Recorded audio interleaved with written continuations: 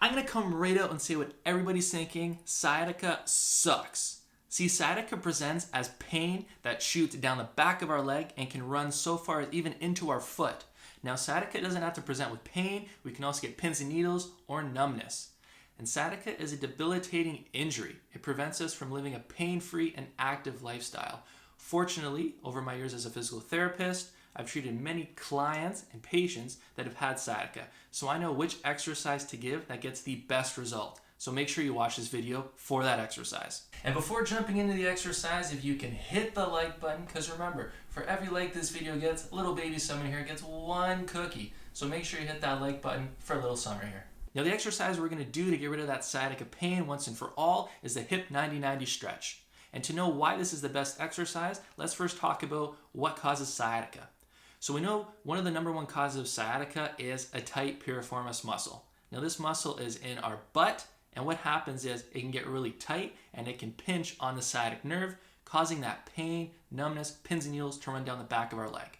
Now the hip 90-90 stretch, it helps release and stretch that piriformis muscle, therefore we don't get any more compression of that sciatic nerve, and therefore no more pain, numbness, or pins and needles down our leg. Now with the hip 90-90 stretch, the first thing you want to do is get on the ground.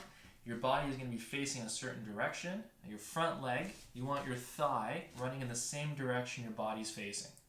Now at your knee, you want 90 degrees. Your other leg, your thigh is just straight out to the side, and your knee, 90 degrees. That's why it's called the 90-90 stretch. Now from here, you'll notice your tendency is to be leaning over because of the tightness in your lower back. What you want to do is you want to sit as tall as you can, straight up. Next part you want to think about is your lower back. You don't want it rounded, you want it arched. You want to sit as tall as you can, arch your back. Another way to think about this is your hip here. Think about pushing this forward. Now this should feel really tight in your low back, in around your hip. From here, your chest, you're going to bring your chest forward, and I'm not rounding.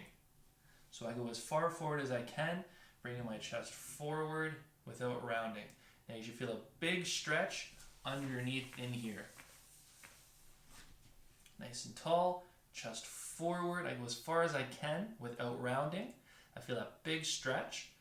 Now the next part is with this hand, the hand right by your foot, you're going to reach across your body and rotate. Now you'll notice I'm still keeping that arch in my low back. I'm not rounding whatsoever. And I really feel that stretch. This is where we're going to hold it. 60 seconds. So exact same thing, just different angle here.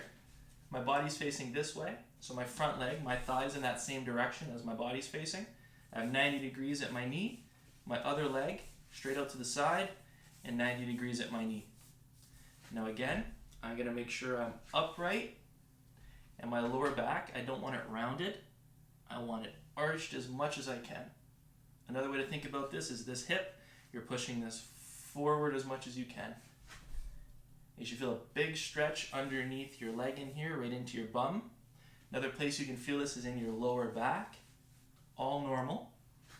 So up nice and tall, arch in that low back. Feel that stretch. Now from here, I'm going to take my chest and I'm going to bring it as far forward as I can without rounding. So it looks like this. Forward, no rounding. Far forward as I can. I feel a big stretch under here. And then I'm going to take my hand that's by my foot. I'm going to reach across. I'm going to hold it here. And you can notice I'm not rounding my back at all. I'm keeping that nice and arched. I'm going to hold 60 seconds. When I'm done, I'm going to switch sides. And the way I'm going to switch sides is I'm going to keep my feet where they are. I'm just going to lift my knees and I'm going to switch right over. And then the exact same thing, right? Nice and tall, forward, rotate. And I'm going to hold 60 seconds in that direction. After I've done a 60-second hold each way, then I'm going to switch sides. That's 1, 2, 3.